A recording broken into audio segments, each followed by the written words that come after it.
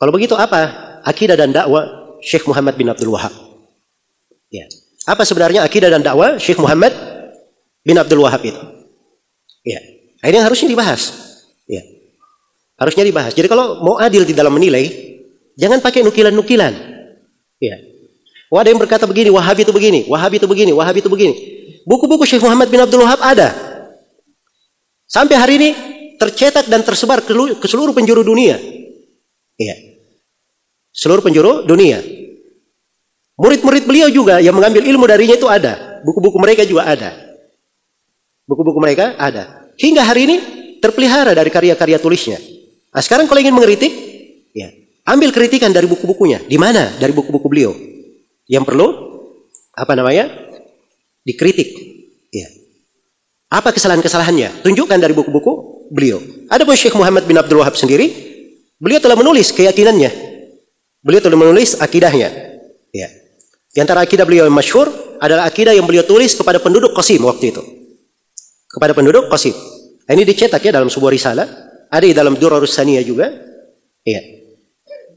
Dan ini dari akidah yang masyhur ditulis oleh beliau. Iya. Dan akidah yang beliau tulis ini kepada penduduk Qasim itu kalau dicocokkan dengan akidah para ulama yang pernah tertulis tidak ada yang menyelisihi. Dan tidak ada perbedaan.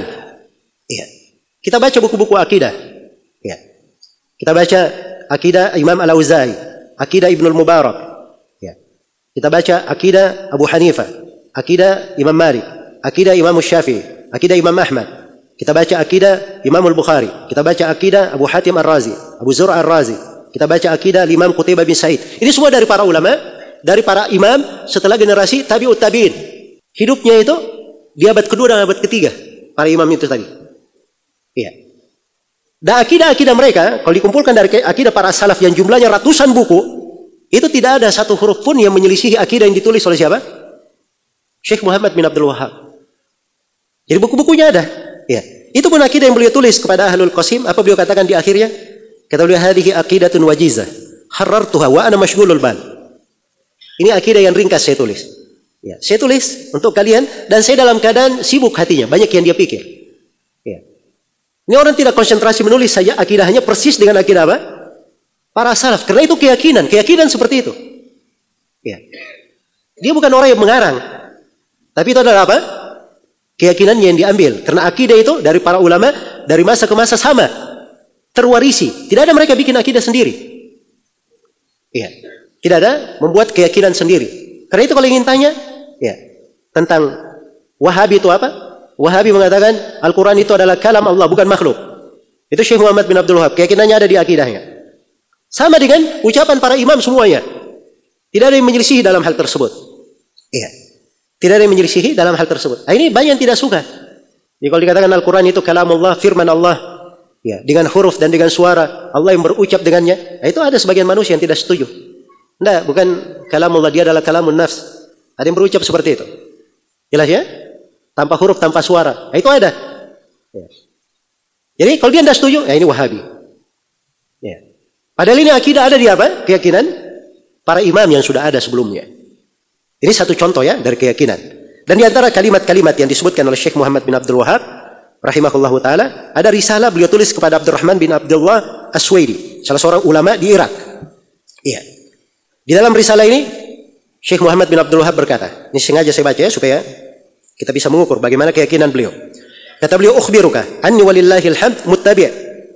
Saya beritahu kepada engkau bahwa saya alhamdulillah adalah seorang yang mengikuti, walastu bi mubtadi', dan bukan orang yang membuat agama baru. Saya mengikut, ya, mengikut kepada Nabi, mengikut agama yang dibawa oleh Rasulullah, bukan orang yang membawa agama baru, bukan seorang yang berbuat bid'ah. Kata beliau, aqidati wa dini alladhi adinu Allah bihi madhabu ahli sunnati wal jamaah. Kata beliau, akidah dan agamaku yang saya yakini, ya, sebagai agama Allah itu adalah madhab ahli sunnah wal jamaah alladhi alaihi aimatul muslimin, ya, imam kaum muslimin berada di atasnya, mithli al-aimatil arba'ah wa atba'ihim, seperti imam 4 dan pengikutnya, ila yaumil qiyamah, sampai hari kiamat. Sampai hari kiamat. Jadi itu akidah beliau. Beliau tidak pernah keluar dari jalannya para aimah. Karena itu beliau katakan dia tidak keluar dari jalannya para imam kaum muslimin seperti imam 4 dan yang mengikutinya. Iya. Dan terlihat di dalam keyakinan akidah yang beliau tulis itu adalah keteguhan dan kekokohan di atas ilmu. Ya. Orang itu kalau dia bingung akidahnya akan diketemukan di buku ini dia berucap begini, di buku sana dia berucap apa? Berucap lain. Tapi ini tidak. Beliau teguh dan tegar di atas hal tersebut. Jadi itu agama beliau. Ya, tapi yang menjadi masalah, kenapa beliau dipermasalahkan? Syekh sendiri terangkan. Saya dipermasalahkan kenapa?